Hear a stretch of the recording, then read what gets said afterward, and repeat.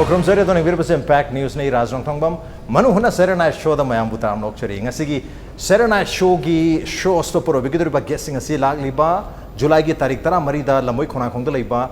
Trade Expo Center gi ground release to Nogadam the same Sandun Laiba KBS na present Oba Duga Bonium Thokchom Films BTF na produced Oba Aduga in association with Classic Group of Hotels Amadi Arun Enterprises ki adum laba miyam khawrang ngai ne film SOINAIRABA THAMOI asi premiere show kadore hai riba premiere show kadore film sing film asigi cast amadi crew habada team sing asi Saturday show ki set sida lere aduga asigi set asi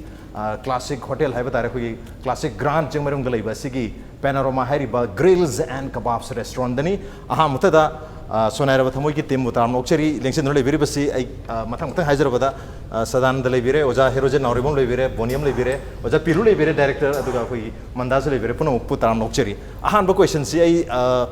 Bonium dai lakchara magi haitare Bonium film si ki producer su Bonium no oibani na actor khatam oibana tana producer su ore film si tarik tara mari si koi World Cup ki third position ki damta sanaba numisu oiduni numisi ki nungdawaramda premiere show no damta sem sare plan khar deler mani producer ki kokta kari plan ko maina handa ki premiere show se miam to present to kitang haibi ahal motu me am khum jari especially no mesida arrange to jari se ko gi Manipur film gi movement hai tare le rivasida ko gi tongan ba this vibe am ka hai tare sports ki ba jilai ba India gi Manipur hai tare sports house ne rasudum khangna biri ba hai tare sigi lam sida hai tare just film to ba moina film producer moina actor moina just sports ki area sida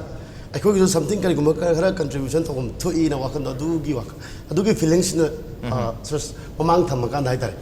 I give premieres either. I give production choice of others like minded support of Biliba, Rabinot KBSK, the RW, Amatare, the Darun. I give Punam Igi, Matin, Sidaibu, Tarak Pede and Akpi, Halsing Itare. I'm seeking support color especially in the other football live influence either.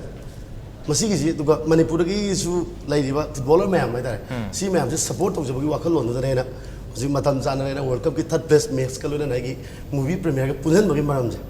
Especially if you amateur Pungadoniana. Okay. Wakalon. Okay, football spirit, Sanavagi spirit to sue Yokat Pathamba promote of Balloon, film su promote of Matok the art and culture gi capital Amazu Riba, Manipur, Nibamaduna, film su Maduda, promote the Hoba premier Uloba, Aduga sports, Yam Pamja, Steno, Marusu, Anima Club to Hubaki Tanjaduni, Bonium Lorsi, Yam Pazaba strategy, Yadu, film Sigi, Matang the Wari, Hypetang, the director, Amadi, writer, the Su Laxeram, the director, who was a Pilu Heigrujam, film Z Handaki, SOINAIRABA THAMOI, Maming Tab, the Ampazare SOINAIRABA THAMOI. Si kumaina so na idino kumaina to habi mayam do waka loi lenare adu koi mamang de sei tholoki ba hoji phawda tholoi ba promo ji YouTube te yamatam da yamna dark film so habin male ya awa ba yam yaw ba male even lighting so dark shit yam yaw ba thena ji kumaina to jan khitang habi ai film gi wari di ei dithok char roge mayam promo war wi ade release ta mayam yeng view ai film ji keno ni masi tang serious play ni okay entertaining gi saruk yam yaudaba dum film haitare dum yeng badum nungai nei khale ai sing wari li thok pose ai ngasi go li thok jar roge okay okay selmang ni taikra mari se same sara le biru ma namitura so no wari li thok jar ge habi wafam duni on screen da adu mathang chei film sibu ibiri ba film si irisi ko ja Herojit irisi film gi wari da natre loi ire haitare sei mai isei mekti wari dagi screen play dagi dialogue dagi loi ibiri ba ko ja Herojit Herojit bu irati akogi radio gi lela go oiro film bu oiro any lyric bu oiro kap tab si di so ya ro ai emotional oi ba yamna nungsi bo wari ngata ne adu so family gi oi ba yamna nungsi bo wari sing gi bo oja gi wari sing adu handa ki SOINAIRABA THAMOI si su maming tabda dum kar makhai di awaba film oidong di male kamai tomna kitang haibi loina ma tak thok gi targasu ma gi kai hatare internal idea haigadra kitang haibi wari se yam dilininge adubu leader roi ge mamang du wari li tok pagi am khak lai gre film du wari li tok pagi ada film se Pilu no so high gre jam serious oi ba kai doni duga kummi ba artist sing ji su ko di aina pi di ba ka sing loina ma tik sai ai di Bonium na sari ba Sadananda sari ba Mandan sari ba aina sagat sagi ba ai wa khal da I ba da u jagi ba sing do aduga dum ꯌꯥꯝ ꯃꯥꯟꯅꯅ ꯐꯪꯉꯦꯅ ꯑꯩꯅꯁꯨ ꯑꯗꯨꯝ ꯈꯟꯖꯩ ꯑꯗꯒꯤ ꯗꯤꯔꯦꯛꯇꯔꯗ ꯄꯤꯂꯨꯁꯤ ꯑꯗꯨꯛꯀꯤ ꯃꯇꯤꯛ ꯆꯦꯛꯁꯜꯂꯤ ꯑꯩꯅ ꯁꯨꯝ ꯊꯦꯡꯅꯔꯛꯄ ꯗꯤꯔꯦꯛꯇꯔꯁꯤꯡꯒꯤ ꯃꯅꯨꯡꯗꯀꯣ ꯑꯗꯨꯅ ꯃꯍꯥꯛꯅ ꯐꯤꯂꯝꯁꯤ ꯋꯥꯔꯗꯤꯡ ꯑꯃꯈꯛ ꯁꯤꯟꯗꯣꯛꯄ ꯐꯥꯎꯕ ꯃꯐꯝꯅ ꯃꯇꯝꯗ ꯌꯥꯔꯛꯇꯗꯅꯀꯣ ꯁꯤꯆꯨꯋꯦꯁꯟ ꯌꯥꯔꯛꯇꯗꯅ ꯅꯝꯐꯝ ꯂꯣꯀꯦꯁꯟꯁꯤ ꯑꯩꯅ ꯏꯔꯤꯕꯁꯤꯒ ꯃꯥ ꯅꯝꯒꯗꯧꯕꯁꯤga ꯃꯥꯟꯅꯗꯕꯒꯤꯀꯣ ꯍꯣꯡꯗꯣꯛꯅꯤꯡꯕ ꯑꯗꯨꯒꯨꯝꯕ ꯌꯥꯎꯔꯛꯑ ꯐꯥꯎꯕ ꯋꯥꯔꯗꯤꯡ ꯑꯃꯈꯛꯇꯪ ꯆꯦꯟꯖ ꯇꯧꯕ ꯑꯩꯉꯣꯟꯗ ꯍꯪꯉꯦ ꯌꯥꯝꯅ ꯑꯩꯁꯨ ꯌꯥꯝ ꯑꯋꯥꯡꯕ ꯊꯥꯛꯇ ꯃꯥꯅ ꯗꯤꯔꯦꯛꯇꯔ ꯑꯃꯅ ꯔꯥꯏꯇꯔ ꯑꯃꯗ ꯏꯀꯥꯏ ꯈꯨꯝꯅꯕꯗꯣ ꯑꯗꯨꯁꯨ ꯊꯝꯃꯦ ꯑꯗꯣ ꯑꯩꯅꯁꯨ ꯗꯤꯔꯦꯛꯇꯔꯁꯤꯡ ꯑꯩꯅ ꯁꯨꯝ ꯊꯦꯡꯅꯖꯔꯛꯄꯁꯤꯡꯒꯤ ꯃꯅꯨꯡꯗ ꯄꯤꯂꯨꯕꯨ ꯌꯥꯝ ꯊꯥꯒꯠꯆꯅꯤꯡꯉꯤ ꯑꯗꯣ ꯐꯤꯂꯝꯁꯤ ꯑꯩꯈꯣꯏ ꯌꯥꯝꯅ ꯔꯣꯃꯥꯟꯇꯤꯛ ꯃꯨꯚꯤ ꯑꯃ ꯑꯣꯏꯗꯣꯔꯤꯕ꯭ꯔꯥ ꯀꯔꯝꯕ ꯃꯈꯜꯒꯤ ꯃꯥꯒꯤ ꯇꯥꯏꯞꯁꯦ ꯍꯥꯏꯕ ꯇꯥꯔꯦ ꯀꯔꯝꯕ ꯃꯈꯜꯒꯤ ꯐꯤꯂꯝ ꯑꯣꯏꯅꯤ ꯐꯤꯂꯝꯁꯤ ꯇꯁꯦꯡꯅꯗꯤ ꯔꯣꯃꯥꯟꯇꯤꯛ ꯃꯨꯚꯤꯅꯤ ꯀꯣꯃꯦꯗꯤꯗꯤ ꯌꯥꯎꯔꯝꯗꯧ ꯃꯥꯟꯗ꯭ꯔꯦ ꯀꯣꯃꯦꯗꯤꯗꯤ ꯑꯩꯒꯤꯗꯤ ꯀꯣꯃꯦꯗꯤ ꯑꯩ ꯏꯁꯥꯅꯁꯨ ꯀꯌꯥ ꯍꯩꯇꯦ ꯇꯁꯦꯡꯅ ꯍꯥꯏꯕꯗ ꯑꯗꯨ ꯄꯥꯝꯁꯨ ꯄꯥꯝꯗꯦ ꯑꯗꯨꯅ ꯑꯩ ꯀꯣꯃꯦꯗꯤ ꯀꯌꯥ ꯌꯥꯎꯒꯟꯗꯦ ꯑꯩꯅ ꯏꯕꯁꯦ ꯑꯗꯨꯕꯨ ꯁꯨꯝ ꯌꯦꯡꯉꯨ ꯑꯩꯅ ꯏꯕ ꯑꯩꯒꯤ ꯐꯤꯂꯝ ꯌꯥꯝ ꯊꯣꯛꯂꯛꯑꯅꯦꯕ ꯍꯧꯖꯤꯛꯀꯣ ꯑꯗꯨꯗ ꯃꯈꯟꯕꯨꯗꯤ ꯃꯌꯥꯝ ꯌꯥꯎꯔꯤ ꯑꯗꯨꯏꯁꯨ ꯍꯟꯗꯛꯀꯤꯁꯤꯃꯗꯤ ꯃꯃꯥꯡꯗ ꯂꯩꯈꯤꯕꯁꯤꯡ ꯑꯃꯗꯤ ꯍꯟꯗꯛꯀꯤ ꯑꯦꯔꯤꯌꯥꯁꯤ ꯐꯥꯎꯗꯤ ꯀꯣꯃꯦꯗꯤꯒꯤ ꯁꯔꯨꯛꯁꯤ ꯀꯌꯥ ꯌꯥꯎꯗꯦꯕ ꯑꯩꯅ ꯏꯕꯁꯦ ꯑꯣꯀꯦ ꯗꯥꯏ ꯍꯥꯔꯠ ꯑꯩꯈꯣꯏ ꯔꯣꯃꯥꯟꯇꯤꯛ ꯃꯨꯚꯤ ꯑꯃꯗꯤ ꯁꯣꯏꯗꯅ ꯑꯣꯏꯔꯅꯤ ꯁꯤꯔꯤꯌꯁ ꯔꯣꯃꯥꯟꯇꯤꯛ ꯃꯨꯚꯤ ꯑꯣꯏꯗꯣꯏꯅꯤ ꯑꯩꯈꯣꯏ ꯂꯥꯏꯇꯤꯡ ꯎꯕꯗ ꯑꯗꯨꯝ ꯈꯪꯉꯦ ꯏꯁꯩ ꯎꯕꯗ ꯇꯥꯕꯗ ꯑꯗꯨꯝ ꯈꯔ ꯃꯈꯩ ꯈꯪꯉꯦ ꯄ꯭ꯔꯣꯃꯣ ꯌꯦꯡꯕꯗ ꯈꯔ ꯃꯈꯩ ꯈꯪꯉꯦ ꯑꯗꯨꯕꯨ ꯄ꯭ꯔꯣꯃꯣ ꯅꯠꯇ꯭ꯔꯒ ꯄꯣꯁꯇꯔ ꯌꯦꯡꯉꯒ ꯋꯥꯔꯤ ꯂꯤꯕꯗꯨꯗꯤ ꯂꯤꯅꯤꯡꯗ꯭ꯔꯦ ꯑꯗꯨꯅ ꯐꯤꯂꯝꯁꯤꯒꯤ ꯌꯥꯝ ꯃꯔꯨꯑꯣꯏꯕ ꯔꯣꯜ ꯑꯃ ꯄ꯭ꯂꯦ ꯇꯧꯕꯤꯔꯤꯕ ꯑꯩꯈꯣꯏꯒꯤ ꯄꯨꯂꯤꯁ ꯑꯣꯐꯤꯁꯔ IPS ꯑꯣꯐꯤꯁꯔ ꯑꯃꯒꯤ SP ꯑꯃꯒꯤ ꯔꯣꯜ ꯆꯥꯕꯤꯔꯤꯕ ꯑꯩꯈꯣꯏ ꯑꯣꯖꯥ ꯁꯗꯥꯅꯟꯗꯁꯨ ꯊꯦꯡꯅꯖꯩ ꯍꯟꯗꯛꯀꯤ ꯐꯤꯂꯝꯁꯤ ꯔꯣꯜꯗꯨꯗ ꯂꯥꯛꯇ꯭ꯔꯤꯉꯩꯁꯤꯗ ꯃꯁꯤ ꯀꯔꯝꯕ ꯃꯈꯜꯒꯤ ꯐꯤꯂꯝ ꯑꯣꯏꯗꯧ ꯃꯥꯜꯂꯦ ꯍꯥꯏꯐꯦꯠꯇꯪ ꯍꯥꯏꯕꯤꯌꯨ ꯑꯁꯦꯡꯕꯗꯤ ꯃꯅꯤꯄꯨꯔꯒꯤ ꯐꯤꯂꯝꯒꯤ ꯁꯤꯅꯦꯔꯤꯑꯣ ꯍꯥꯏꯇꯥꯔꯦ ꯃꯁꯤ ꯀꯗꯥꯏꯗ ꯀꯔꯤ ꯂꯩꯔꯤꯒꯦ ꯀꯥꯏꯁꯤꯁꯨ ꯍꯧꯖꯤꯛꯇꯤ ꯍꯪꯕ ꯌꯥꯝ ꯆꯥꯕ ꯃꯇꯝꯅꯦꯕ ꯑꯗꯣ ꯑꯩꯈꯣꯏꯒꯤ ꯐꯤꯂꯝ puthoktrꯤꯉꯩꯗ ꯌꯥꯝ ꯃꯁꯤ ꯉꯥꯛꯇꯪ ꯀꯩꯅꯣ ꯑꯣꯏꯅ ꯌꯥꯝ sida phumgatlaga serious oisangidana wari sum laigadi yam warani scenario film ama puthoknaba natraga album ama puthoknaba handakti manipuri film da tongan mama koi sidi pura tongan bam ni sisi yam season na ningdre bo jikti haidi loi tongan la sinigo sing sina as manipuri film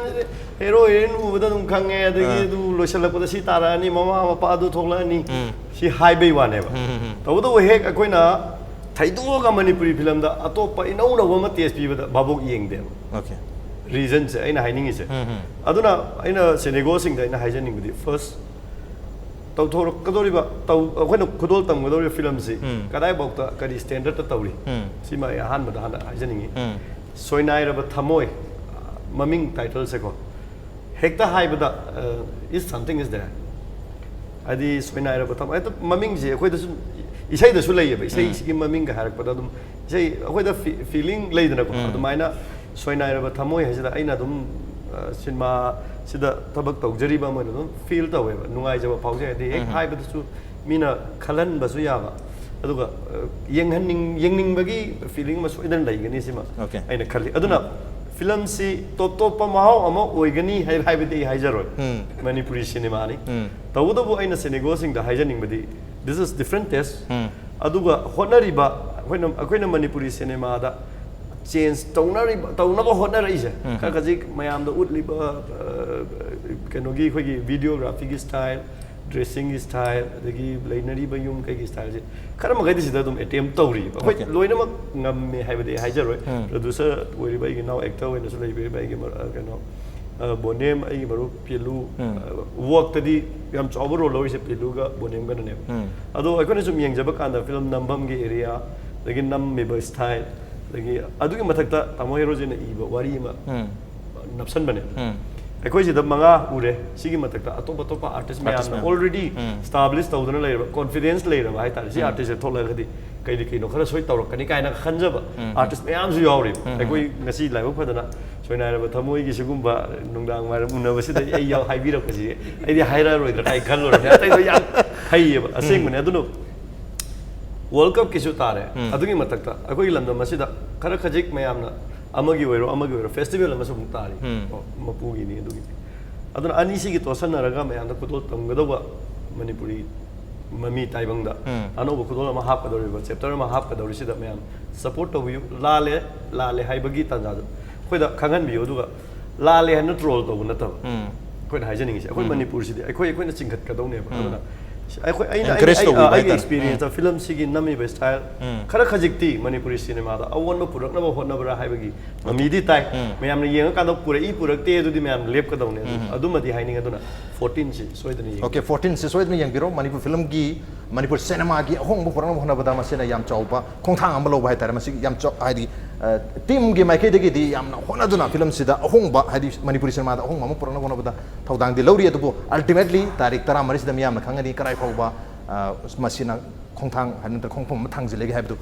hari film si SOINAIRABA THAMOI sida mayamna kharauna amuk aine du si koi Manda Leima gi mayamna haidi after long gap matam khar sang la lepru matung da amu halak mayamna second inning ne na hainari badum loba film mo idune mayamna su amna kharauna ngainari bani kyam yam excited su or adum ram dong wale release ta udor bani premiere ta udor bani na ai Manda lak sege kamai haibini handa ki film si yam sang matung da su lak tuini karai bhogi mong da nama I kamai tori kari wakan thamini yam queen lepuraga yorokpagi akiba yauki engonda adagi as kanani engonda support to bira kan engonda confidence khara hangi bai tare koi ne gap lerubagi adugi awaba ma lei adu aigi awaba do kai hani chama da 90% di koi Bonium da Pilu de writer yaurba mayam sne engonda yam support to we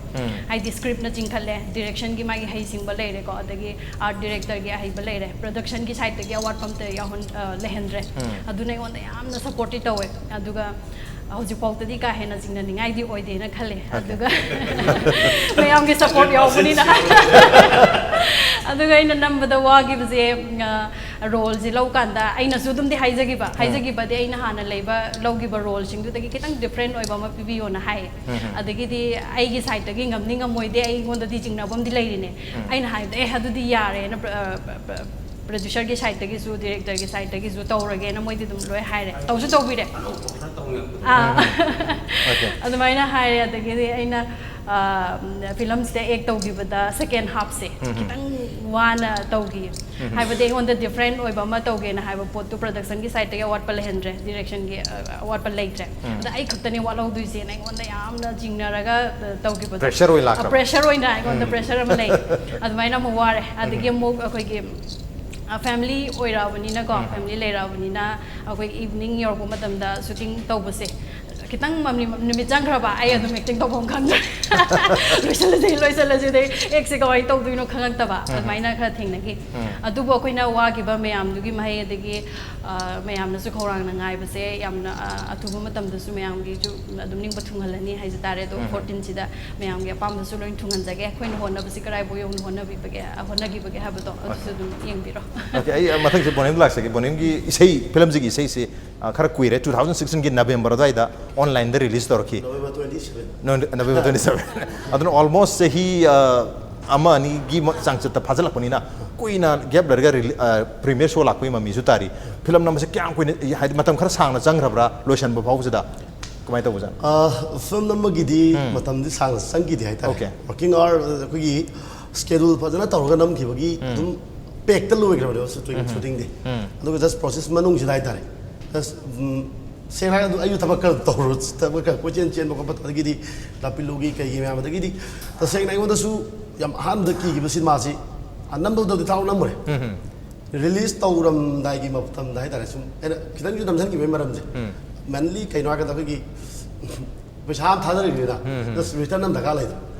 ayu sih masih, saya release tahu boleh, mungkin November 27 je, sangat festival tahu, tahun 16 ni, sih Manung je dah. Premier tahu nama cakap orang nama plan terus mana. Okay. Aku demonetization lagi ni tak tahu. Demonetization lagi tu highway wadi tu kita orang tu dah. Sebab kau ilam jadi am sati belum mampu kau ini dah tak. Itu ye mau tu. Ini pun nama wagi betul betul macam tu semua release tahu selalu betul. Ye mau tu ni semua. Mana. Anu just cuma kau dah zuker kita target am kau suka lebih ni na. Highway ni any business dah just investment am kita tu dari sana lah tu ni. Anu sih aku ini kau livelihood tu sih nama kau selalu. Aduna adugi khalakanda sum atopa tabak ingkhang khajum chena badum cinema gi didum oi badum especially aigi keno musu charity trust am soidar adum to gi chen mo ko to zaina oi gi bane aduna masida matam lawrisi demonetization dum leire adu just dagi didum sum kushala ga leshala gi sum kishala kom lai bado en matam da taw tor magadi ikhang khang na tor magadi kem khaloi da kai shoi ga da ge na kan dai tare project release tawrani na le bijai di ꯍꯧꯖꯤꯛꯁꯨ ꯑꯗꯨꯝ ꯀꯤꯔꯤ Okay. if ꯍꯥꯏꯗꯤ ꯑꯦꯛꯁꯄꯦꯛꯇꯦꯁꯟꯒ ꯃꯌꯥꯝꯅ ꯇꯧꯕꯤ ꯑꯦꯛꯁꯄꯦꯛꯇꯦꯁꯟꯗꯣ ꯐꯪꯗ꯭ꯔꯗꯤ ꯑꯩꯗꯤ ꯃꯁꯥꯒꯤ ꯃꯤꯅ ꯋꯥꯖꯥꯎ ꯉꯥꯡꯉꯦ ꯈꯔ ꯍꯥꯏꯕꯅꯦ ꯑꯗꯨ ꯃꯁꯤ ꯋꯥꯖꯥꯎꯗꯗꯤ ꯈꯣꯟꯖꯥꯎꯅꯤ ꯑꯁꯦꯡꯕꯗꯤ ꯃꯅꯤꯄꯨꯔꯒꯤ ꯁꯦꯅꯦꯒꯣꯔꯁꯤꯡꯁꯦ ꯑꯩꯈꯣꯏ ꯇꯤꯝꯁꯤꯅ ꯇꯧꯔꯤꯕ ꯊꯕꯛꯁꯦ ꯈꯪꯗ꯭ꯔꯕꯁꯦ ꯃꯣꯏꯅ ꯍꯦꯛꯇ ꯗꯤꯇꯦꯛ ꯇꯧꯔꯛꯀꯅꯦꯕ ꯑꯗꯨꯗ ꯁꯣꯏꯔꯦ ꯑꯗꯨꯗ ꯁꯤ ꯁꯣꯏꯔꯦ ꯃꯣꯏꯅ ꯑꯗꯨ ꯇꯧꯔꯝꯃꯗꯤ ꯁꯤ ꯐꯗꯧꯅꯤꯁꯦ ꯌꯥꯝ ꯇꯣꯏꯅ ꯍꯥꯏꯕ ꯑꯗꯨ ꯇꯣꯏꯅ ꯍꯥꯏꯕꯁꯦ ꯑꯩꯈꯣꯏ ꯇꯤꯝꯗ ꯍꯥꯏꯕꯤꯌꯨ ꯁꯤꯅꯤ ꯑꯩꯅ ꯍꯥꯏꯖꯅꯤꯡꯉꯤ ꯁꯖꯦꯁꯟꯅꯤꯀꯣ ꯋꯥꯛꯇꯤ ꯐꯔꯦ ꯂꯣꯏꯅꯃꯛ ꯇꯧꯖꯔꯤꯁꯤ ꯑꯩꯈꯣꯏꯒꯤ ꯅꯪ ꯑꯗꯨ ꯃꯊꯪꯗ ꯇꯧꯕ ꯁꯣꯏꯍꯟꯒꯅꯣ ꯍꯥꯏꯔꯛꯑꯣꯏꯗꯣꯏꯅꯦꯕ ꯑꯗꯨ ꯁꯣꯏ ꯂꯥꯜꯂꯦ ꯇꯣꯛꯑꯣ ꯍꯥꯏꯒꯗꯣꯏꯅꯦ ꯑꯩꯈꯣꯏꯗꯤ ꯂꯣꯏ ꯑꯣꯖꯥ ꯉꯥꯛꯇꯅꯦ ꯃꯌꯥꯝꯁꯦ ꯑꯣꯖꯥ ꯌꯥꯝꯅ ꯗꯤꯁꯔꯇꯦꯠ ꯇꯧꯗꯦꯗꯣꯏꯅꯦ ꯑꯩꯈꯣꯏꯒꯤ ꯀꯩꯅꯣꯁꯦ ꯔꯤꯂꯤꯁ ꯇꯧꯕ ꯅꯨꯃꯤꯠꯁꯤꯗ ꯋꯥꯏ ꯁꯪꯗꯣꯏꯅꯦꯕ ꯑꯩꯁꯦ ꯈꯔ ꯋꯥꯁꯦ ꯈꯔ ꯆꯥꯎ ꯉꯥꯡꯉꯦ ꯍꯥꯏꯇꯥꯔꯦ ꯃꯁꯤ ꯋꯥ ꯆꯥꯎ ꯉꯥꯡꯕꯗꯗꯤ ꯃꯁꯤ ꯈꯣꯟꯖꯥꯎꯅꯦ ꯉꯁꯥꯏ ꯄꯣꯛꯄꯗ ꯑꯩꯈꯣꯏꯒꯤ ꯚꯣꯀꯦꯜ ꯀꯣꯔꯠꯀꯨꯝꯕꯁꯦ ꯃꯁꯥ ꯌꯥꯔꯛꯇꯕ꯭ꯔꯥ ꯈꯪꯗꯦ ꯈꯔ ꯍꯧꯅ ꯇꯥꯏꯕ ꯑꯗꯨꯅ ꯃꯌꯥꯝꯁꯤꯅ ꯌꯥꯝ ꯋꯥ ꯆꯥꯎ ꯉꯥꯡꯕꯣꯏꯅꯤꯡꯕ ꯍꯥꯏꯇꯥꯔꯦ ꯑꯗꯨꯅ ꯑꯩꯁꯦ ꯑꯃꯨꯛ ꯀꯩ ꯍꯥꯏꯅꯤ ꯑꯩ ꯇꯧꯕꯁꯦ ꯑꯃꯨꯛ ꯌꯦꯡꯗꯣꯏꯉꯥꯏ ꯂꯩꯕ ꯍꯥꯏꯇꯥꯔꯦ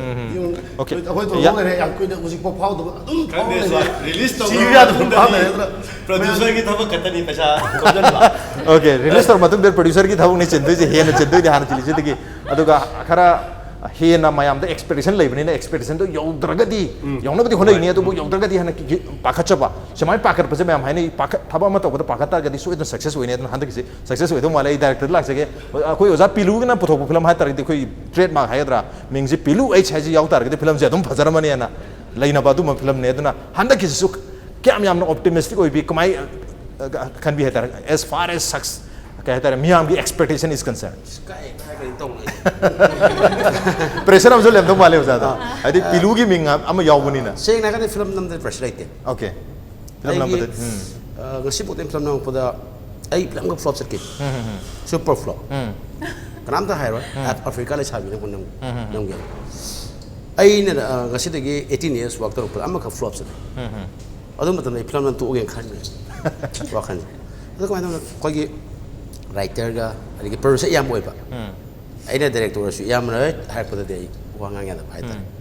adu mai tar ai sum journey da hai tar film gi journey da khak soe adu soini ga actually te sunar ba thamoi Okay. ai budi yam tin phajani hai budi ai ge best level da still ai ngasi mo sudam thabak sui ngarang sui lo re sudam yenge Okay. Yang betul nungai betul power itu. Kai de kai chor ge ka dau ge ra ade pilu na tau ni ka ngang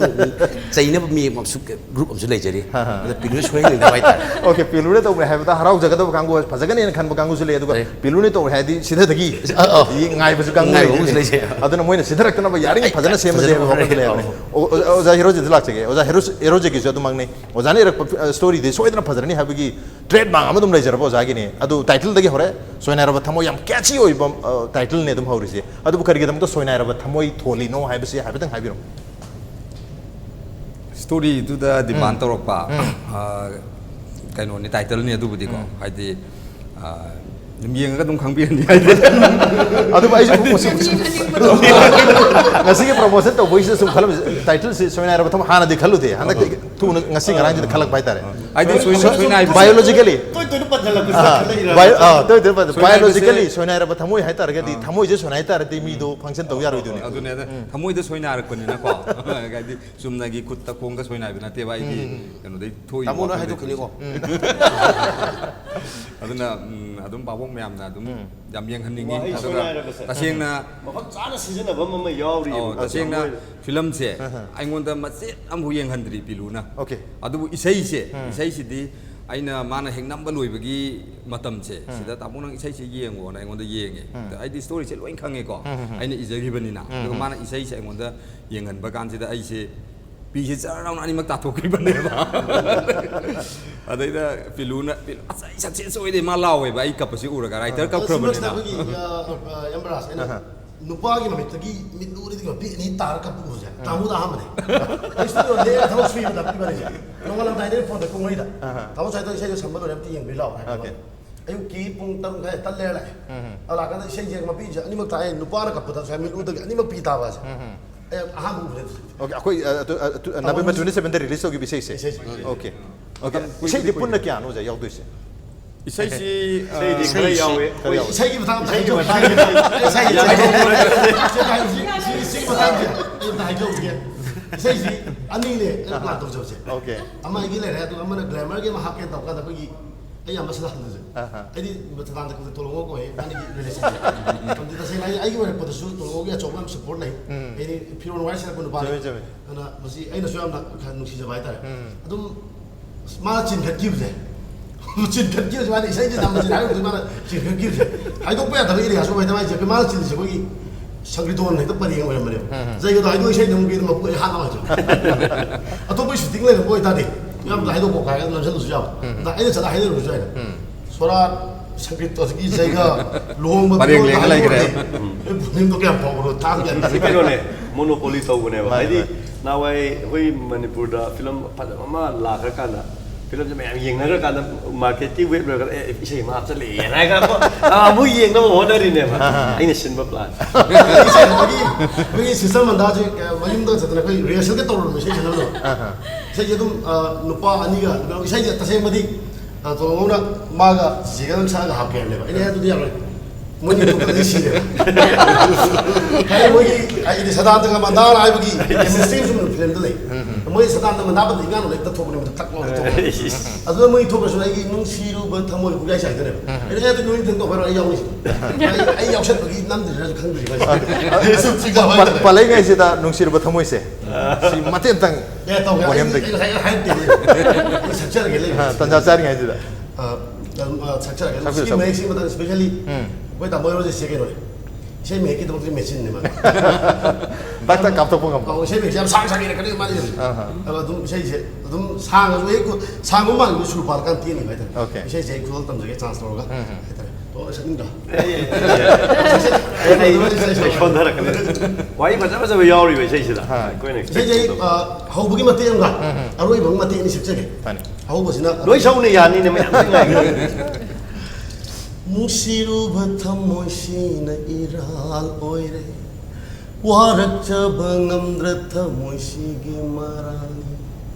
Musiruba thamoisina iral oire warak chabangam thamoisigi marani Lanjare ai nangonda lanjare Jaibiram moi bunachil penaba Mapoktaret lakmi oina poktanaba Nungsi haibasi matang yapiyu Sila redo last kena sai sida ina faida kena khoida jaba war tai tare abagi verse tai tai sai ki pare sida aina sakudi oide nupi gi verse ti oide bu pamjaro last part 작전이 우리나 우차오고요. 그럼 작전이 sai hai je ko to sani kam dane ai do sai ai 실로 이 색잡더니 와드 봐야 돼. ni yo ibagi mapoktaret lak haibado tasing nama leiram labatai bang palsira ngai jeram ge mathang mapok amara thambiram hakjang da dakpam ama mathang mapok tanang ai khangnanaba waramranu handaki mapok simari siwasne da kan Ayo jasa nang laksaran ge film sida sei amma di dak pire sei kharadi yauri hari jasa dan de sei yaubiri bra namdi nam da yam promotion ge ama hap ka ni hai ba 선녀 막 합거든요. saksa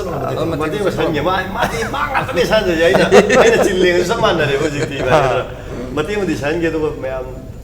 to am salo bala Saya tu gitu atum sama. mati pa bui bala 세이도 macam-macam mun mana kaya am saning men mana tu mun ne. Sama dengan saya sudah mana. okay uzagi part sakbir kari. Awal kau itu. maya karwa Mayai karaba nungsigi sahumda yairere haksangda nangi nungsibana lay hau chukara bimai thongdura tasin kom jinang libat chin bantugi wahai sing du tabad ngaure aidi tarang malandu itau taure aidi 세디 안 농아이도 자니다. sei yam noi du ni hero ani yaure hero ni sei yam kan sakal ai aduna heroine amma khadan yaw du se sai sida hero ani yaw tar ga di heroine amma yaw tar ga me bhani se love triangle leiram mani hai love triangle oi du rai Manda Leima lak segi kari love triangle oi duira kamai tok duin nga body sing asai me am Sini kaya bosan aku yang ure. Aduh di triangle dum ta. o sigi nga sai ki film maming se akoi om sida dum tar ka toine ba Okay. ada dum Soalnya yaw aku re tahu itu. ahom mak shoi hok duin Okay kappa pe bi metang sida lak segi sigi huji nga sai segi sei se huji release tok dana yamna viral oi dana popular oi bi sei mo oi sigi second verse first verse adai du da ꯑꯩꯈꯣꯏꯒꯤ ꯉꯥꯒꯤ aquarium ꯑꯃ ꯍꯥꯏꯇꯥꯔꯦꯅꯦ ꯈꯨꯠ ꯑꯣꯏꯅꯥꯁꯤꯅ ꯊꯨꯒꯥꯏꯕ ꯑꯃ ꯌꯥꯎꯋꯦ ꯑꯗꯨ ꯊꯨꯒꯥꯏꯕ ꯃꯇꯨꯡꯁꯤ ꯃꯌꯥꯝꯅ ꯀꯩꯒꯤ ꯊꯨꯒꯥꯏꯔꯤꯅꯣ ꯑꯗꯨ ꯃꯔꯥꯜ ꯂꯩꯖꯗꯕ ꯉꯥ ꯃꯌꯥꯝ ꯁꯤꯔꯦ ꯀꯥꯏꯅ ꯍꯥꯏꯕꯤꯕꯁꯨ ꯌꯥꯎꯔꯤ ꯑꯗꯨ ꯅꯠꯇꯕꯗ ꯑꯩꯅ ꯁꯨꯝ ꯌꯦꯡꯕ ꯃꯇꯝꯁꯤꯗ ꯑꯗꯨꯒꯤ ꯅꯦꯛꯁ ꯁꯣꯔꯠꯁꯤꯗ ꯕꯣꯅꯤꯌꯝꯁꯤ ꯌꯥꯝ ꯀꯟꯅ ꯀꯞꯄꯦ ꯀꯞꯄꯁꯤ ꯌꯥꯝ ꯀꯟꯅ ꯀꯥꯎꯈ꯭ꯔꯖꯥꯠꯅꯤ ꯑꯗꯨ ꯎꯔꯨꯕꯗꯒꯤ ꯃꯥ ꯉꯁꯥꯏ ꯊꯤꯜꯂꯨꯕꯒꯤ ꯅꯥꯗꯅ ꯀꯞꯄꯤꯔ ꯍꯪꯖꯒꯦ ꯇꯧꯔꯤ ꯌꯥꯝ ꯀꯟꯅ ꯀꯞꯄ ꯍꯥꯏꯇꯥꯔꯦ ꯑꯣꯀꯦ ꯍꯧꯖꯤꯛꯁꯨ ꯂꯩꯔꯤꯕ kaya kainom tong nung niya. So na ko yung bugi namin yung doon na aquarium ang pora ka taklo kaya ay set na. Pora kile kaya doon aquarium doon sila. Kaya sum tamo niya. Tuway doon ay apa tayo. Taklo tuway ka kute ita kute hagi. Bako yung bugi daw yung item yung item siya. Bako kaya mo ito naman. Iba yung yung dahil si siya. 이토록 그동안에 그런 거 같은 거 하도 낙그럽다. 아들 이반이 남이나 그다음에 봐. 아들 이제 케이블 로에나 봐. 엄청 많아. 이도 코리안도 가이베 이싱 매암 라이드나 이싱도 이도 뛰는 그러니까 너무 동안강나 우부도. 아니 그러니까 또 이제 슈팅 백업 떠로 돼 봐. 아이 고마지 라. 백업 떠 내려. 백업 떠 들어 칼로래. 그래서 이 깜빡이 이토록 되나. 그래서 이거 깜짝로 할 때는 나버기 하리 신수 깝가다 부디 나버디 칸드레 마. 오케이 나버디 칸기 나도 코니 아이행 막 코이나 딩가 사이 텔로부기 필링스가 좀 레기 마니 남문은 해나 깝어 브라 거의 파우딩만 나오더라 나디 모자라서 한번 보시는 게 저컴도 마트에 엄청 좋네. 에쿠아리움 두가이도 Nga le ta. 아주 네 아주 아이 하이닝이 봐. 내가 구미로 아주 겁나봐 아니야 아주 하비 단잠을 하루냐. 그러니까 뮤비세 아이 나는 비무시야 비세. 란로 저라 란로. 난데? 누피 티면 봐 누피 누시야 줄라로. 아홉 내면 라 하실라로. 뭐는데 너가 누시야 비솔란데. 누시야 하루 베네. 아주 맞아 게임 라는 사우닝 할 비엔다 그게 두가로 그네 나들이 막 해매대. 오케이. 아주 많아 많은 걸 나도 좀 왔다리. 그것도. 오케이 능시 하이버디. 오늘 요비가 뛰나보다 나와. 능시 하이버디 란데 하이버야 아두고 뭐유 먹게 팔라부도나 능시 하이로가 되다이다. 어자라 능시 하루 खाओ दिया खालो दिया लो दिया माने माने yang fajar wafam ni prem tahan lo jage break ki matung da makata prem adim tang lorga amo halaga wari sare jage break tahan jage break swimming tan le Welcome back adon engir basi Manung Hutna Saturday night show ni adu ngasigi show stopper na lagli ba July ki tarik tara marida premier show nabgi damta same saba pungloi lo ba adum lo ba film SOINAIRABA THAMOI gi cast and crew ni mathang si ai oza Herojit tong lak jang oza hojik si common question oina hai ta simadi film sigi kwai digi best part hateng sai wari mali thok draga su part tu madil thok pa ke su kai duran khanje matem kha hebiu film sigi kwai phajaba area se karine lobi film sigi wai film sigi aingonda hajo haragati ko magi khwaidagi aina su ibada kano to pamjagi ba agi piluna su namakpada yamna section na nambi ba haitare ko yam lu ba de ma pak namde okay lasin haitare ko lasin sidi pak nam giroi ma su yam matam changno de nam gi ba ko adugi sin do ai pame habdi bonem si mangre mangra kanda Mone mango yaudori tangka mo. Ada. Adugi sin do pame. Okay. Bonium mangi bi sin do pame. Ko trailer da yeng jama tang da su. Bonium ju chai yam chaba male. Upan to tha. Police ki mai ge ko. Police yauri bana. Ini kaya kubidre. Kubidre. Labi yang. Mana cinema sih karan tado le kang ngane kaya kubidre. Wari sih tu karan thalai reba. Okay. Ayo saat laga leh hudu ini film sih kayak. Ada nama yang mina sih tu. Okay, yang mina sih. Ayo dong ada ni. Aku ngasih aku gi mang dulu di table sih dulu di pa कोई रोज है तारे सी रोज से हम meaningful ने कोई film की इसे हम मुझे प्रोमो था नुपी थी मुझे हाँ ऐ दिखागे सी रोज हमें याव सी रोज से दा सुपर रोज हमें तारे मंदाना ने लुदु ने तो मंदा ई थोक तुन है तारे याम नाम दो माले तसेंग ना कमाई तो रोज द नेट पगी चाइना है तारे रोज याम फजबल लेयम खंग ने याम ना पाम ना बा याम सिंबॉलिक बा लेयम खंग ने अदुगा मु तिंगा ngong pa lamsu yam na madugi symbol lamsu yam chaung leidui ni adugi sin du kai habe ni si kai no batang si yam chana hangi si sin de namada ne aina ne si di khwai lu ba acting ni nei tau du se hai ba ko yam lai ba di mali dana lu su lu gi ba mai ga su u ba kem nanti ko khong si khatane ba nam de tiek to manga rak la kinum lowe ba ta di khong gi expression di kai ya ba ado gulatra net la uraga net di ya da mina udana net turim ade udana net pai se amok film ni na amok net turim ne ba chumna chapadu chana draba de tek mangarak lowe mangarak subada okay ta gi ai isin mak na zo hai ani rak suba lowe ba sidi khwai de lu ba acting oiram me okay adu film sigi hujiki part to na khwai de gi pamjaba natraga phajagi ba part as an actor moina madu act togi ba khwai nuai gi base mai oi bi kibra ek ki oina di du pamjaba pamjata ba kem leite adu ka film sigi oina di yamna maru oi ba sin na madi oi okay yam maru ba sin na adu film sida koina manda ji usama thamda brand new avatar yam anoba look amada appearance amada yam na oina yam tholpa timing yam yauje he thengna jai hai tare sigi look sigi matang ji khidang hai bi sigi look si matang si dia koi ge designer ga makeup ka dai great picture ge kaino da moi gi mayam yawe hai tare ai tom da na I phajaram ne thoro project ta phajata sunate ai chahi ju dum hai di potha ba yare hai tare ai dum khang se adagi ai na ju dum kai hai nei da loi bi ya ga roi han oi chale dum hai da loi bi yani ne matam am lei dum hai adagi muk ai akoi gi confidence ama ju lei jare aduga akoi film ji da costume design by bi gainen makeup su bai magi su credit me am yawe hai tare na hawi thohan bagi dagi ai gi looks to tongan han bagi credit me am yawe to mayam gi support gi mai na hong bangam gi okay ai zapi lu lakchar me film si tongan ba sin mayam nam duni tongan ba character mayam su yauri kwai dagi challenging hogi ba hai difficult hogi ba part sing kari de le dikhe kaino masi ai mai da hai tare acting gi dai tare tre mo hai bidi si to hai gi da ya de si katane ina moi dai na decide to si ai ngon wa mai than ba hai tare okay hai bidi taseng na kan da ai tamaga film be tamaga ai direction pe punate 18 years producer editor semana khara laga director sai lingai de hoy amai to kan namak lak na ai mamang dai nang film da jo ti ning de okay man ni ke no kan da ai ni matam da khange hai gen to me am do hujik da yam su yam khang dri ko khara khanga kan da isa no waro jab si bo ai number de kan ba oi hit chat ki ba ai almost hit chat li ai film yam ba hai tare am khatang ai panjagi bi do adumai to oi handa kisita cinematography da maroina lighting ing sai jo ahober jo haja kiba yam dark shade yauba side tagi rim light komba head light komba yam sinaba sili horta koi body ulal laga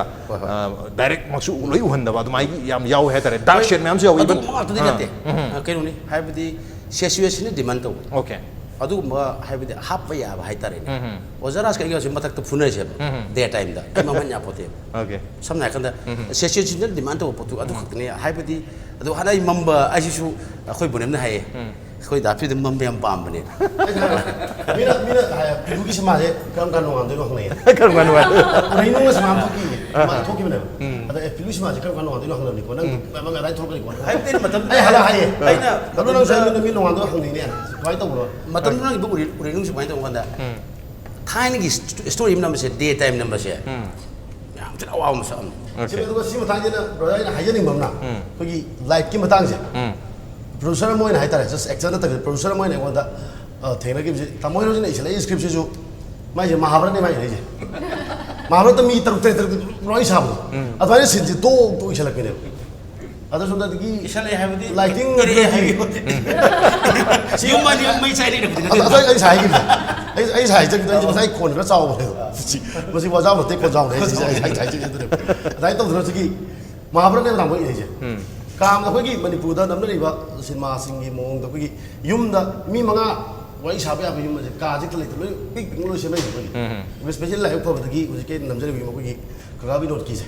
सिनासु फजन support तौबि Lighting तो यु बहुत जो अच्छा है। Lighting fungi दसु यागने अब लाइट सेट सी अदर लाइट सेट तरुक 6 कुंबा माथको लाइट सेट तरुक कुंबा ओके लाइट की हम चौबर रोल अमा फिल्म सिदा लेनी अदुबो आई ओजा सदान लाक्चनी से ओजा सदान सादु जी एसपी की रोल माले कोई जुम हाइबेट यंग जबदा अदा सिगी रोल से यामना डिफिकल्ट होय खिब्रा हाइदी मसे डिफिकल्ट हाइदी एवरी सिंगल कनो सिंग सी कैरेक्टर सिंग लोय लोय अब एक्टर सिंग दी डिफिकल्ट ने लो अदुना आइना सिगी ड्रेस तू दिंगे दिगे दुम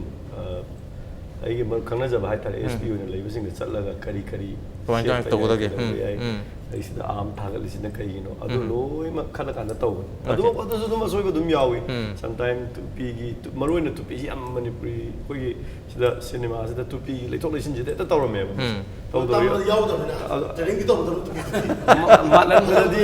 ꯃꯥꯜꯍꯟꯕꯗꯗꯤ ꯌꯥꯝ ꯍꯩꯕ ꯑꯗꯨ ꯁꯝꯇꯥꯏꯝ ꯑꯗꯨꯝ ꯇꯧꯔꯦ ꯑꯗꯨꯕꯨ नंबर चटपदा अयाम सिजनरीबा पुलिस की इनाउसिंग सपोर्ट तौबिरप असेंबो यावरपनिना अदुम सेंदोपिरमना करेक्टर दा दुम खरदी अदुम चैलेंजिंग में करेक्टर ngakani हाइदी खर डिसेंट होइना ए खर टफ ओइबसु ओइबा कोइ याम साथीरगा मोमोनो मी दुम साथीना को एसपी ओइबा खरे रेंक त लेरको मीसे आइबो माने दुम होइना उजरीबा हुजी स्टिल मणिपुर लेइबा याम मैम अखोइना याम सिजबा मैम लेइबा थबक साथी याथीबा दुम तौबा दुगा ये गेंगदे दुम याम कूल होइना याम चमना लेइबा अदुम बगी दुम साइलेंट किलर आई हाजन आई खतगी नते प्रोफेशन दुना की प्रोफेशन निना मसे दुम चैलेंजिंग ओके चैलेंजिंग लोइने वइने हैबने आई बगी सु एक्टर के सु डायरेक्टर के सु सिनेमेटोग्राफर के सु एडिटर के सु म्यूजिक कंपोजर के सु तो लोइने मकी कनो वइने हैबने डिफिकल्टी लेवल दि लोइने अदुबु मदुदो ओवरकम तोरगा फिल्म म पुथोक पुतुनी ओके अखोगी मनु हुना सरना इचोगी मनु तांका हाइतारे रैपिड फायर राउंड की एरिया दु योगजरे अदुना आई क्वेश्चन सी यानी थुन थुन हंजरके कॉमन क्वेश्चन दी वनी मथंग मथंग दुम लाक्सगे अदुना कोन खुंबदुना दि क्वाइदि चांस फंगदुनी ओके अदु वई समाइना दुम लाइन त ससे समाइना मनिंग मा हंजगे हतरे गाड़ी की वाइपर की मोंग okay rapid fire round with the team of Sonairaba Thamoi हां ब क्वेश्चन सी दी याम कॉमन होइबा क्वेश्चन नि 3 रीजन मरम हम अखोई मियाम सिना लालिब ताई तरा मरिदा अमदि मतुंग तारक पता सोनाइराबा थमोई से करिगा दमकता सिनेगोर सिंग येंगदम नो हैबगी रीजन अहुम पीबी फिल्म सिगी वेन अहमद फेस्टिवल रस्ता ट्राम लेरे फुटबॉल येंग लापगे म लेरे अनि सुब अहुम जुब रीजन दी सिनेमा मणिपुरी सिनेमा योखनबा लापने ओके नमे से कांग जु तारि ताइत्रा से अदुगा फुटबॉल के अहुम सुबा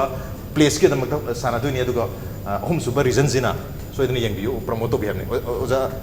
हेरोजिट दी आहान बता पिलू ना डायरेक्शन पीरे आइने इरे मंदा सदान दलोइ कुमे अदुम लाने ओके बोनियम रीजन अहुम पीबी रीजन हम से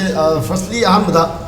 सदानंद मंदागी फिल्म की केमिस्ट्री ए मोदी दोंतिंग योंगे कमाई तरो क्लो चलम गदरा याम दोरा इबानी थिंग नबु याव देने नंबर 1 पॉइंट ओके सेकंड गजाय द स्पोर्ट्स की मूवमेंट से कोइना प्रमोट तौगी पास द वर्ल्ड कप की हाफ थर्ड प्लेस मैच सिगी अमा लगी हाय अदई नंग सोनाइरागे बा ओदा फिल्म ला से रीजन अहुम आई रीजन अहुम एपिसोड गया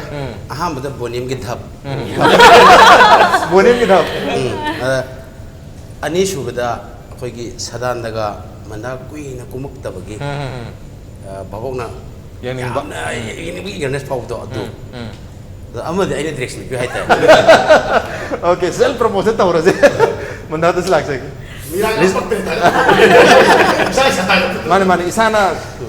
फोंदो सरकन मेक शेंग फोंदो सब हाइते का हैबदि हमना माने माने मंदा दस लाख से रीजन अहुम इसै सोइनाइराबा फिल्म की इसै थादोखिबदा इसै जुबदा फिल्म येंगनिंगे ना हाइगिबगी येंगनिंगबगी वेब अम लेगरे अदगी सोइनाइराबा थमोई जिगी मपुंग फाना बोनबदा यावरिबा टीम जिंगसे खतोकपा याब अमते यावद्रे आइदि लोइनमक मतिक चारे येंगनिंगबा ngakta ngaibagi ama adagi amuk akoigi festival amasu tare adu point ahum jine okay अदु मथागी क्वेश्चन से एकदम मंदादगी हुजरगा सोनो मनिंग हंजरगे हाइतारे माइ तौदना मनिंग ममा सुम हलग लेजरगे मंदादे हुजदि सिकारी सोनाइराबा थमोई हारि फिल्म सिगी दमकता मथंग चही ओलकपदा कोगी अवार्ड का फंगतारगदी अवार्ड सिदा करी स्पीच पिबिन स्पीच के अवार्ड फंगतादि मैम स्पीच केनोम हाइनेदना अदु ngasi से मदुगी अवार्ड सेरेमनी की फंक्शन ने तो खनबिरो अवार्ड फंगे खनबिरो करी हाइबिनी ꯑꯗꯨꯗꯤ ꯃꯇꯨꯡ ꯑꯩꯈꯣꯏꯒꯤ ꯍꯣꯠꯅꯕ ꯂꯦꯞꯄꯤꯒꯅꯨ ꯅꯤꯡꯍꯟꯅꯒꯅꯨ ꯍꯥꯏꯗꯤ ꯃꯥꯏ ꯄꯥꯛꯇ꯭ꯔꯒꯁꯨ ꯄꯥꯛꯅꯕꯒꯤꯗꯃꯛꯇ ꯍꯣꯠꯅꯕꯤꯌꯨ ꯑꯩꯅ ꯍꯥꯏꯗꯣꯏꯁꯦ ꯑꯗꯒꯤ ꯑꯃꯨꯛ ꯑꯩꯅ ꯉꯁꯤ ꯑꯦꯋꯥꯔꯗ ꯐꯪꯉꯤꯁꯤꯅ ꯃꯔꯝ ꯑꯣꯏꯔꯒ ꯑꯩꯉꯣꯟꯗ encouragement ama hapado hena inot hapakpa tungdazu hena hona ningba ama phawhalle haba speech aza pilu kargi ma best director ge award ka phangta aina tawjarapagi hiyale kana ai adu khang khaini ai kai ma da ate hangai ti okay bonium kargi ma award phangta ge film si ge damakta ai da award se phangta de na ha ma hai do si award si gi dong ta yam tik cha jade award se ngon pi bi se pi ram ne lagu de laujara ga to bu ai bu matam sang ni yeng bu award ki de ngon kya pi bi rakno ai si ji bo yeng bu sma hai nei de okay film de dum yeng bi award ti bi da ba award ti kya pi bi rakno yeng do yeng bu okay oza Herojit kargi ma award phangta the best writer ge screenplay gi kari haibin speech se aina piga da basi fazana yu ai basing da punin ko point kam fazana kok thata raga matam jangna ko bongi dei salakanu ai gi nupi kaina bagi ni khangde amani khangde ko adugumba thobu am lai de na ama heta ira pu thopi rakanu sumai haininge sumai haigani waru ga de habdi akhoi SOINAIRABA thamogi team se khara khara ma khitang khitang kak pane ba मैं अपने में वालों बिगनो honesty amadi yauri jasa dan laksege karigum ba award phangtar ge film si ge damta kari speech thank you na han ka thank you award yo mo ne award yo adu thank you adane da koi team da dum credit chalani second da dum anoba ingala paching da maru ina haijaning ise masi changes khara khakta ge ni ko aina su hana da ge dum ayama matam da ai gi nusi jaba icha na tra maturity yenga kan da film man bagi kan si to honing ai di character ma pira ga character to iman hek mal do da koi si police we ha ka so dress ga si sala sa star hek lai gum to do na sometimes film making da bagi producer sing su ko am section bi ga character wise yenga ga actor to gi da ya bai je okay mathagi ko se jasa ndai hojira ge kari umma SOINAIRABA thamoi si ki part 2 hai tare sequel namak tar ge di sequel di maming se kari tholaning SOINAIRABA thamoi SOINAIRABA thamoi oza ai ba oza Herojit idri bani na khandri okay bonium kari maming tholaning ai ge de producer mai di part 2 suno nam jaro sai thol part 2 nam jaro okay oza pilu aina hage to ma hajele okay manare okay Manda tu di ai ji yaw ya dong man de ba ai di wan ji da sa ge role jina ai maming dum tholaro okay manda de mo hojara ga karium ba hek thangna ri se round mu chatu ni ko gi aduna mandana hek thangnari ba ko ja director pilugi Facebook account je tare nong magi 24 hours ki masi manage to tar gadi kari status ka ibidong mal da pilugi mohta da pilugi account se nong ma thaning ma thaba gi tanja phange khala se adu di kari update to bidong mal is game to dong man di isa gi to di isa gi to okay oza pilu na kari ma bonium gi account se nong ma update to bui tanja phang tar ge kari update to bidong mal sham lu ni hai di bonium ko ka isan sana dri ba aru chu nong ma no ai ma sa khanga dana to bui ni ai adu to ba ro ke sa chom lak to ma le okay bonium oza Herojit ki damakta Facebook account se update to ge tar ge di kamai to bin ma de thot ba meng ba da lai ba de to lai na to du ji ha ma da to bi kap pa gi smiling tha kare okay oza Herojit na Sadananda gi aina Facebook account se kasu to ninga lete da koi dia du gumba su pai ba khopa gi matam su Facebook pai dana account hang dana ko nyam su tau dre ba ko ji se i dre ko film bi ringa da wari ringa da sai mai gi ringa da Facebook update di matam da di ibal ore ka su imung manung gi ko online de internet okay online ko i dia ro online thok le okay oza Sadananda na koi mandagi account se nong ma i tar ga di tanja phang tar ga koi gi di keno ne ai sa gi su ai je Facebook adum always yeng le ye ba idi da ba idi ka ige de ira ga su reason na ma yaw de su gi ide mi gi ira su troll to gi troll to ai mi like ma hai ke ai di kubin number da soidra number yaw gi ko adu ai na mi ngon du da gi sa da guilty ko bai tar ai like share ko ma se kya to de but I always keep on looking like what is happening. Lo ying. Mandagi thola go su. Ai na khali se. Mandagi ogera bonium ge pilu ge ogera. Akai ba dim ta to roi. Advice up bi ge ni wai ai ya bi je ding ge wai di. Okay. ꯑꯗꯨ ꯇꯧꯕꯤꯌꯨ ꯑꯗꯨ ꯇꯧꯕꯤꯔꯣ ꯀꯥꯟꯅꯗꯕꯗ ꯑꯩꯈꯣꯏꯒꯤ ꯍꯤꯗꯥꯛ ꯊꯛꯄꯒꯤ ꯄꯣꯁ ꯇꯧꯕꯤꯅꯨ ꯈꯣꯠꯄꯤꯅꯨ ꯀꯥꯏ ꯑꯩꯈꯣꯏꯅ ꯍꯥꯏꯕꯗꯤ ꯀꯌꯥ ꯂꯧꯗꯦꯕ ꯃꯟꯗꯥꯅ ꯍꯥꯏꯔꯛꯑꯗꯤꯅꯦ ꯍꯧꯖꯤꯛꯅꯦ ꯍꯤꯗꯥꯛ ꯉꯥꯎꯁꯟꯅꯗꯅ ꯈꯣꯠꯆꯟꯅꯗꯅ ꯊꯥꯔꯝꯗꯥꯏꯒꯤ ꯁꯤ ꯊꯥꯡꯒꯠꯇꯅ ꯌꯧꯕꯤ ꯇꯧ ꯑꯩꯅ ꯍꯥꯏꯁꯦ ꯍꯧꯖꯤꯛ ꯍꯧꯖꯤꯛ ꯀꯔꯦꯟ ꯁꯤꯆꯨꯋꯦꯁꯟ ꯌꯥꯝ ꯐꯠꯇꯕꯅꯦꯕ ꯑꯗꯣ ꯃꯟꯗꯥꯅ ꯍꯤꯗꯥꯛ ꯊꯛꯄꯤꯅꯨ ꯍꯥꯏꯔꯦꯅ ꯊꯣꯛꯈꯤꯕꯁꯨ ꯌꯥꯝ ꯌꯥꯎꯈꯤꯕ ꯌꯥꯏꯑꯕ ꯑꯗꯣ ꯑꯗꯨꯒꯤ ꯑꯦꯗꯚꯥꯟꯇꯦꯖ ꯂꯧ ꯇꯥꯕꯅꯦ ꯑꯦꯗꯚꯥꯏꯁ ꯄꯤꯅꯤ ꯍꯥꯏꯕ ꯑꯦꯗꯚꯥꯏꯁ ꯄꯤꯕꯒꯤ ꯇꯥꯟꯖꯥꯁꯤꯗ ꯍꯦꯛ ꯊꯪꯅꯅ ꯂꯩꯔꯤꯕ ꯑꯩꯈꯣꯏꯒꯤ ꯇꯤꯝ ꯃꯦꯝꯕꯔꯁꯤꯡ ꯍꯥꯏꯇꯥꯔꯦ ꯑꯩꯈꯣꯏ ꯕꯣꯅꯤꯌꯝꯒꯤꯗꯤ ꯑꯩꯅ ꯍꯥꯏꯅꯤ ꯑꯩ ꯈꯔ ꯀꯥꯛꯄ ꯍꯟꯖꯔꯦ ꯃꯌꯥꯝ ꯐꯤꯂꯝꯁꯤ ꯌꯦꯡꯕꯤꯔꯣ ꯀꯔꯤꯒꯨꯝꯕ ꯑꯦꯗꯚꯥꯏꯁ ꯅꯠꯇ꯭ꯔꯒ ꯇꯤꯞ ꯑꯃ ꯑꯣꯖꯥ ꯍꯦꯔꯣꯖꯤꯠꯇ ꯄꯤꯕꯤꯅꯤꯡ ꯇꯥꯔꯒꯗꯤ ꯀꯔꯤ ꯄꯤꯕꯤ ꯇꯥꯃꯣ ꯍꯦꯔꯣꯖꯤꯠꯇꯤ ꯀꯩꯁꯨ ꯂꯩꯇꯦꯗ ꯃꯥꯅ ꯄꯤꯗꯧꯗꯣ ꯉꯥꯏꯕ ꯃꯥꯜꯂꯦ ꯑꯩꯈꯣꯏꯗ Okay, ꯑꯣꯖꯥ ꯍꯦꯔꯣꯖꯤꯠ ꯚꯦꯔꯤ ꯑꯣꯅꯦꯁ Okay, ꯑꯗꯨꯒ ꯑꯗꯨꯝ ꯌꯥꯝ ꯊꯕꯛ ꯇꯧꯃꯤꯟꯅꯕ ꯅꯨꯡꯉꯥꯏꯕꯁꯤꯡꯒꯤ ꯃꯅꯨꯡꯗ ꯑꯣꯖꯥ ꯍꯦꯔꯣꯖꯤꯠꯅ ꯕꯣꯅꯤꯌꯝꯗ ꯇꯤꯞ ꯅꯠꯇ꯭ꯔꯒ ꯑꯦꯗꯚꯥꯏꯁ ꯑꯃ ꯄꯤꯕꯤꯒꯦ ꯍꯥꯏꯇꯥꯔꯦ ꯀꯔꯤ ꯄꯤꯕꯤꯅꯤ ꯕꯣꯅꯤꯌꯝꯗ ꯑꯩꯅ ꯑꯦꯗꯚꯥꯏꯁ ꯄꯤ ꯇꯥꯔꯒꯗꯤ ꯑꯣꯖꯥ ꯍꯦꯟꯅ ꯉꯥꯡꯉꯣꯅ ꯍꯥꯏꯅꯤ ꯍꯦꯟꯅ ꯉꯥꯡꯉꯣ ꯑꯣꯀꯦ ꯕꯣꯅꯤꯌꯝꯅ ꯑꯣꯖꯥ ꯄꯤꯂꯨꯗ ꯀꯔꯤꯒꯨꯝꯕ ꯇꯤꯞ ꯑꯦꯗꯚꯥꯏꯁ ꯁꯖꯦꯁꯟꯒꯨꯝꯕ ꯄꯤ ꯇꯥꯔꯒ ꯀꯔꯤ ꯄꯤꯕꯤꯅꯤ ꯋꯥꯖꯥꯎ ꯉꯥꯡꯗꯕꯤꯗ ꯋꯥꯖꯥꯎꯁꯦ ꯑꯁꯨꯒꯤ ꯉꯥꯡꯉꯒ ꯁꯤꯃꯥꯁꯦ ꯅꯝꯕꯒꯤ ꯆꯥꯡꯁꯦ ꯉꯥꯡꯗꯕꯤꯗ ꯑꯃ ꯁꯤꯃꯥꯗꯣ ꯍꯥꯏꯍꯟꯁꯦ ꯑꯣꯖꯥ ꯄꯤꯂꯨ ꯀꯔꯤꯒꯨꯝꯕ ꯑꯦꯗꯚꯥꯏꯁ ꯇꯤꯞ ꯁꯖꯦꯁꯟ ꯃꯟꯗꯥꯗ ꯄꯤꯒꯦ ꯍꯥꯏꯇꯥꯔꯦ ꯑꯩꯅ ꯃꯟꯗꯥꯗ ꯄꯤꯗꯣꯏꯁꯦ ꯑꯩꯅ ꯅꯝꯕ ꯐꯤꯂꯝ ꯃꯦꯀꯤꯡ ꯁ꯭ꯇꯥꯏꯜ ꯍꯥꯏꯇꯥꯔꯦ ꯁꯤ ꯑꯩ ꯆꯛꯀꯥꯏ ꯍꯥꯏꯕꯅꯦꯕ ꯑꯩ ꯀꯩꯝ ꯋꯥꯠꯍꯟꯗꯦꯕ ꯃꯣꯏꯗ ꯋꯥꯔꯤꯕ ꯂꯣꯏ ꯇꯧꯋꯦꯕ ꯑꯗꯨꯒꯨꯝꯕ ꯇꯤꯝꯗ ꯐꯤꯂꯝ ꯀꯨꯝꯕꯤꯌꯨ ꯃꯔꯝꯗꯤ ꯃꯟꯗꯥꯗꯤ ꯈꯤꯇꯪ ꯁꯤꯔꯤꯌꯁ ꯑꯣꯏꯖꯕꯅꯤꯅ ꯑꯗꯨꯃꯥꯏꯅ ꯍꯥꯏꯅꯤꯡꯉꯤ ओके मंदाना सदानंदा करीगुम एडवाइस टिप सजेशन अमा पीबीगे खन तारगदी करी पीबी ꯃꯉꯣꯟꯗ ꯄꯤꯅꯤꯡ ꯑꯗꯤ ꯌꯥꯝ ꯂꯩꯕꯅꯤ अमा पीबीरो ꯁꯨꯇꯤꯡ ꯁꯦꯗꯨꯜꯁꯦ ꯄꯨꯜꯂꯕ ꯃꯥ ꯉꯥꯏꯕꯗ ꯑꯗꯨꯝ ꯊꯕꯛ ꯑꯃ ꯑꯣꯏꯗꯣꯏꯅꯦꯕ ꯑꯗꯨ ꯈꯤꯇꯪ ꯀꯣꯍꯟꯕꯤꯔꯣꯅ ꯁꯤ ꯈꯤꯇꯪ ꯍꯥꯏꯔꯒ ꯑꯇꯩꯗꯤ ꯌꯥꯝ ꯍꯥꯏꯔꯔꯣꯏ ओके मदर क्वेश्चन से याम इंटरेस्टिंग होई दोनी करीगुम्बा मंदाना कोई ngasi कोई पांगथोक चरी मफम से होटल ग्रांड नि लिफ्ट यावरी नि करीगुम्बा होटल ग्रांड की लिफ्ट सिदा मखा दगी मथक का खलक नंतर मथक ती मखा कुंग के बसिदा लिफ्ट मनुंग सिदा करीगुम्बा कोई NSN IM की कोई जनरल सेक्रेटरी मुइबा से यार में और मागा लोरना वारी साना बद यार बा गवर्नमेंट की इंटरलोक्यूटर आरएन रवि सु यार मोइनी यार में खलजे अरुगा सोइदना मंदासु तोंगजलुरे मी उहुम से तोंगमिनाले तो मारक सिदा लिफ्ट से यादना चप्पल लै थोखरे खलजे अदु तारगदी मंदा करी तोबिन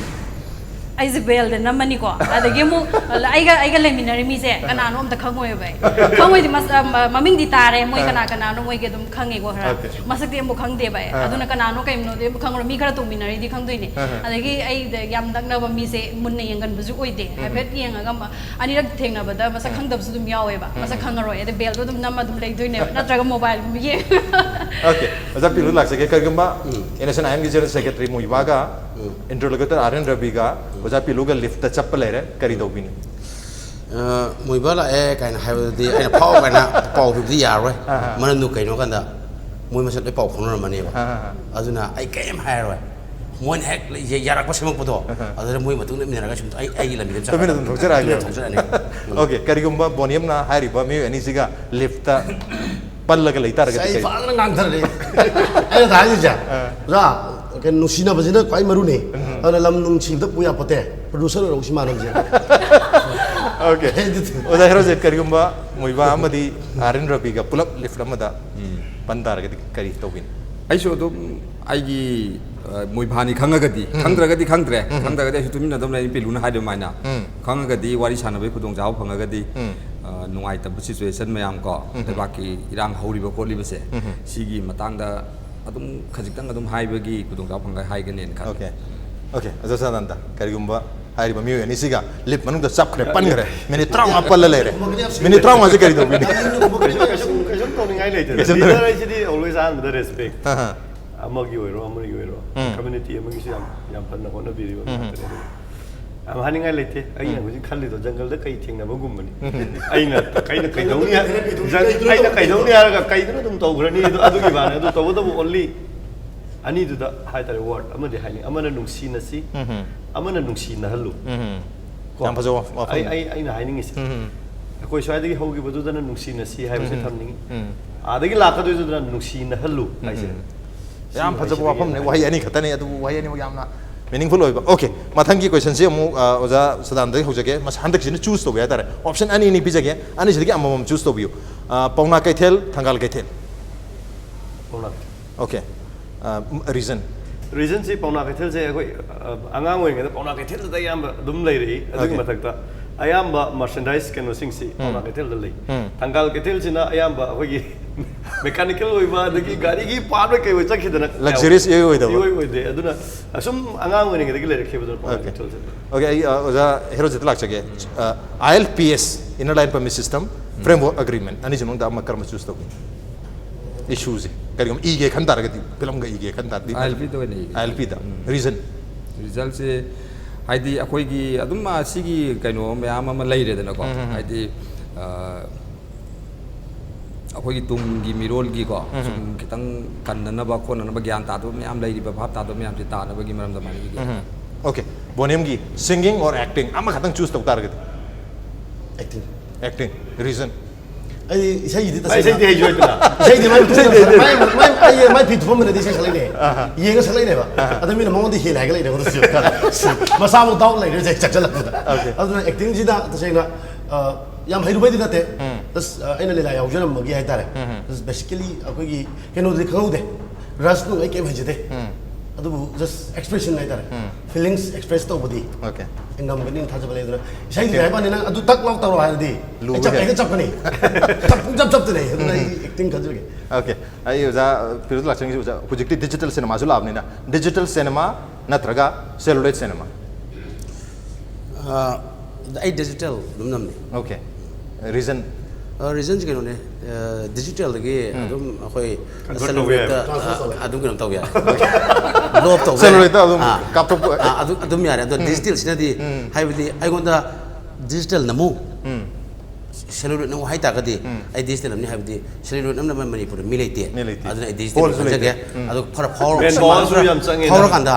ai blow taw ga ai keno taw jage okay mathang je tin yor ka da ba option ni aina Manda haije du se hawai jar sagem pomba natraga rau ataw bathong hawai jar sagem pomba reason ahaw ma tha do ga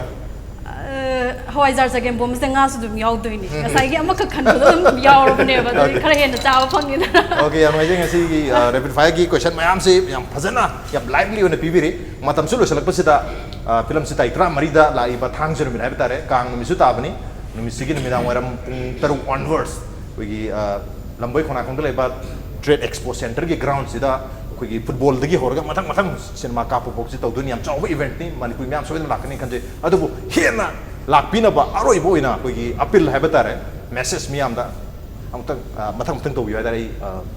Manda dagi hoja gi tiam la son din hoi lakliba tang tara mari sida mafam dinga sai dagi mayam na dum hanjan pandana leire na muhan pan mada taninga roi na khali ado yam nangan na lakbada ngai bagi awa basu phanghaloi haina thajai adagi yam kui na release tawdana lei hai bagi awa badu ju ko hanjarage tang tara mari sida mayam punna mak soidana lakbiu mayam meaning bat hanjage film si bai pa hanbiu mayam support tage okay oja pilu su miyam da film tang tobi ai nga sai nupi thi bina propose to ai to ke mare wari sai nga sai to hai matim ni thoge ba Bonium se nupi thi ba character amne okay film ji Manda da nusi silu al makhad mu Herojit ada mayam promo pilu group se view ai bidi kuina ai se chahi ani muksure film putok ba ai se yari bra ya da bra ha du tang mayam na yeng view okay Boni appeal ai wadi am tang chaw na ngam man bali masa gi ni do ai nu cbu do especially team cbu nu cbu man perform bo hingan view do na sports ki movement ko na sida promote tau jere ba si chu sau ya view do la num si sports yo kan point na football match swing view do la mai khona khona pal to ko do ba ai gi movie premiere me ham pun mak sau ya view asini okay oja Herojit ai su mayam pun ma dum yeng balak piu ai nei ba wari khuding maktagi handaki wari sina yam tongan gani aduga hena kap kani ai mayam na loi na pullaga hai gre mayam hai bi gi basing adu soidana ningjang biu okay aduga aikoi leijariba team gi mai kai dagi akoi off screen da lei on screen da lei basida yaw phangdo puna makki mai kai dagi on 14 July soidana lakpiu soinairaba thamoi mit eng tan okay soinairaba thamoi soidana lakpiu soidana yengbiu okay lo selak basida ngasi gi thang jino mit ki Saturday night show gi thormsi bu mapung phan gi dang ta soinairaba thamoi gi tembu thaga ju phandok cheri aduga koi legla gi mai kai dagi am chamma khodol amam tang khodol tam jage koi mateng am tak pambi koi classic grand gi is now sina thank you so much I ham the hek nan lejari poza Sadananda kutum tam jage thank you very much gift hamper amadi gift voucher legla gi mai kai dagi oja Herojit dasu aduga koi Bonium dasu khodol tam jage makatana ओजा खितंग खितंग हगोर पिरक तारे जे microphone की तरह याव बजे याम लाख को याद रहता है थैंक यू सो मच ओजा मंदा तो से रिक्वेस्ट हो खितंग नेक्स्ट पिरक ना थैंक यू सो मच अदुगा तारीख तरा मई रिलीज तौगदौरीबा प्रीमियर शॉट को फिल्म से सोयदना सुपर डुपर हिट होइबा फिल्म अमा ओहेरोसनु हाइबगी wish अमदी थाजबगा लोइना ngasi Manu होनगी Sarnaik show की थरम से मतंग साइ लोइसनजरगे मसिन ngasi मनु होना सरनाई शो की थरम ngasi एडिशन से करम तौबी खो देखान बिरप यागनी खो मेल आईडी impacttvnews@gmail.com नत्रगा खो फेसबुक पेज www.facebook.com/impacttvmanipur दा join तौबिरगा कमेंट अमदी फीडबैक थाबिरप यागनी well ladies and gentlemen thank you so much for joining us from the other side of the screen until next time this is Raj Nongthombam signing off Kurumjari